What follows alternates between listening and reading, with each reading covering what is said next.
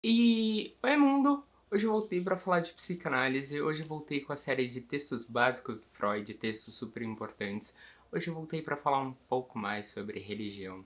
Para quem tá chegando por aqui, não deixe de dar uma olhada na descrição e nos cards, porque eu vou deixar linkado os textos, os outros textos do Freud que eu já falei. E é isso.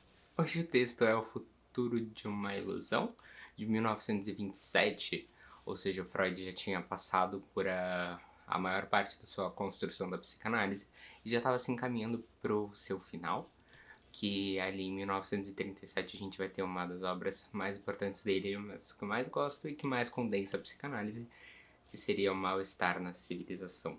Bom, neste texto, O Futuro de uma Ilusão, de 27, ele começa com o argumento do desamparo infantil. Como nascer é algo que desampara, como vir ao mundo é algo que coloca falta, como vir à Terra é algo que você perde o conforto do útero, você perde a calma, você perde aquele lugar pacífico e de completude. E, bom, ele também já argumenta a partir da noção da busca de um pai e de um Deus, na busca a partir dessa resposta, na busca a partir disso que vai proteger. Isso que vai proteger e que ele vai abrir mais depois no Mal-Estar na Civilização, que seria contra o tempo que é inexorável, o tempo que passa, o tempo que é o tempo. A gente vai morrer, todos nós vamos morrer. Contra a natureza, que a natureza não tem limites, que seria ali a noção do próprio Covid, de como o Covid acontece, de como as coisas acontecem, de como a natureza ela acontece. E a noção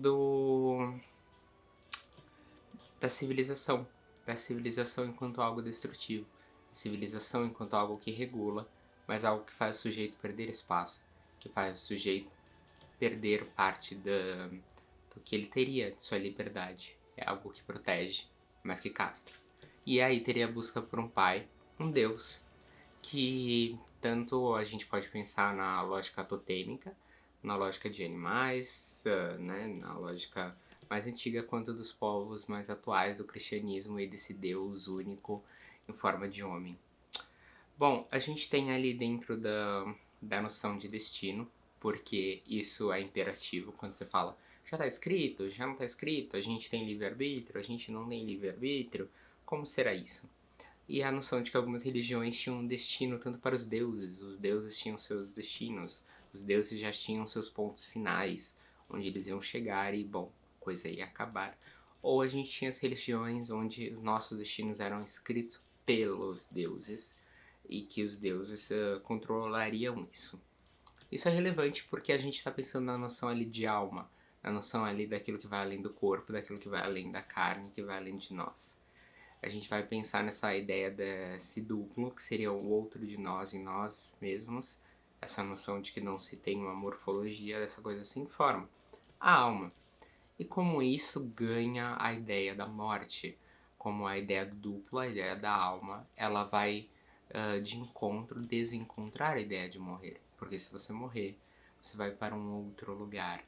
E aqui não se coloca o juízo de valor moral, não se pensa se o lugar é bom ou ruim, não se pensa no céu e no inferno, não é sobre isso. Mas a própria ideia de existir uma alma burla a morte porque coloca uma garantia de que existe um outro ponto, que existe um outro lugar. E aí a gente vai para a passagem dos deuses do tuteísmo para manifestação humana, como a gente consegue entender melhor o que se parece com a gente, como a gente consegue entender melhor o que tem a nossa representação de forma física. Então a gente passa a olhar um deus como sendo um deus, a nossa figura, a nossa representação, a nossa forma. Então a gente chega na concepção desse deus mais cristão, e é super relevante porque ali a gente pode pensar no toteísmo ali das culturas primevas, a gente pode pensar nesses animais que representavam Deus da chuva, Deus do sol, Deus do tralalá. A gente passa, por exemplo, para os egípcios, que eram um misto entre animal e homem, e a gente chega no cristianismo, essa coisa muito mais recente, que já versa sobre a ideia de não, Deus é a nossa figura, a nossa imagem, a nossa representação, e a gente foi criado a partir dele. Bom, e depois a gente já chega à ideia dessa noção da dessa figura que limita, dessa figura nossa representação, que põe um limite, que castra e que protege. Né? Entregareis a mãos de Deus, entregarei a mão do destino. Essa coisa de justamente fazer essa aposta de que papai vai cuidar, de que papai vai olhar por ti, de que papai vai poder fazer algo. Isso é super relevante para a gente poder pensar nesse direcionamento, nessa aposta que se faz no que não se tem garantia, né? Então, assim, a religião cuidaria do que falta, né? O desamparo começa a sumir mesmo a partir do momento que se tem um Deus.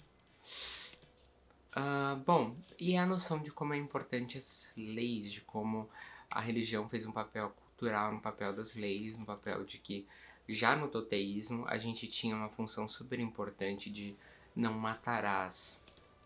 É importante lembrar que essa obra vem depois das considerações atuais sobre a guerra e luto, melancolia e a transitoriedade, onde ele vai falar sobre essa noção. Gente, se tem um mandamento falando não matarás, é porque talvez os seres humanos matem. E isso é super importante para pensar que a lei enquanto reguladora social, a lei enquanto algo que nos ajuda. E aqui a gente pode pensar a lei enquanto psicologia das massas e análise do eu, enquanto essa coisa que junta e que silencia o sujeito. Porque a lei... vamos pensar num presídio. Pessoas são presas porque cometeram crimes e pessoas são presas porque não cometeram crimes, e quando esse Estado falha, justamente quando esse Estado falha não só em prender, né, em prender gente que não deveria estar presa, e justamente dar péssimas condições de vida para quem está preso e não interessa o crime que a pessoa cometeu. O que a gente vê é que a religião ganha força. A religião ganha força não por acaso. É tipo essa última coisa para proteger. Né? A questão da ciência, a questão do Estado enquanto um pensamento cultural falhou. O que aparece? Aparece Deus. Então a gente tem ali Deus, a religião, como sendo uma das saídas, a Bíblia, para droga, para crime, para tudo que se possa imaginar, justamente nessa concepção de que a religião vai dar conta, a religião vai proteger onde se falhou. E nessa concepção, o Freud vai avançando para a noção da questão, porque a religião a gente não questiona. Quer dizer, os antigos acreditavam, os antigos tinham prova, ou a gente não questiona. E como pessoas mesmo da ciência eram rebaixadas a um nível psíquico de assim, eu preciso acreditar, sabe? Não tem como eu não acreditar.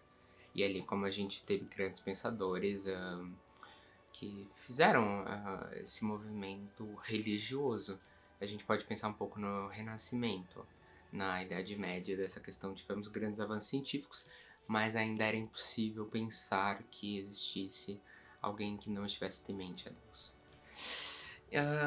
Bom, e como essa questão é interessante, porque a gente questionaria tantas coisas, a gente questiona tantas coisas, mas a religião a gente não vai questionar.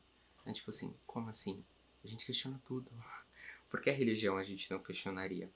E como ali se tem um lugar de bloqueio, um lugar para as pessoas não fazerem questão. E é depois importante a gente pensar na definição de ilusão para Freud, a definição de que ilusão no sentido de sendo algo que não tem vínculo com a realidade.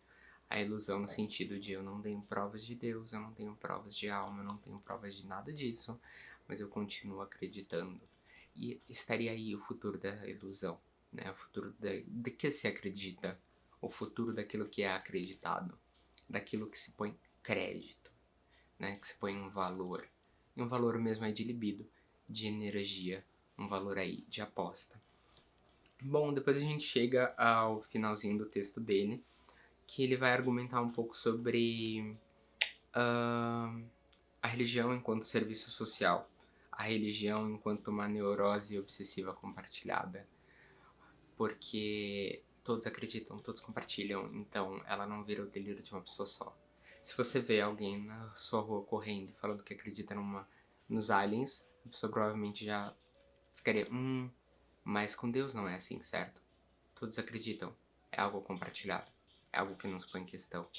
E o quanto ela presta serviço social, se não se tem a ciência, se não se tem a arte, que se tem a religião.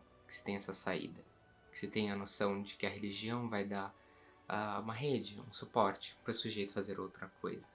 Então, por mais que Freud seja extremamente meio fóbico, meio agressivo com a religião, ele apostava bastante nela neste sentido, entendia que ela tinha um valor muito grande para a sociedade, para nos manter, para nos organizar enquanto um povo, porque se não vão seguir a lei do Estado, que sigam as leis dessa outra criatura mítica. E afinal, qual a grande diferença? Então, o final do texto também vai versar um pouco sobre a verdade, a mentira, o que seria a verdade, porque qual a grande diferença entre acreditar que existe um líder espiritual e acreditar no Estado, ou acreditar num pedaço de papel que tem valor? Essa noção do valor que a gente dá, de como a gente acredita, dessa aposta, desse movimento que tem a ver com a religião, que tem a ver com o libido, que depois a gente joga na arte e depois a gente joga na ciência, mas se não tiver a ciência nem a arte, tem a religião. Era sobre isso que eu queria falar hoje. Muito obrigado para quem chegou até aqui.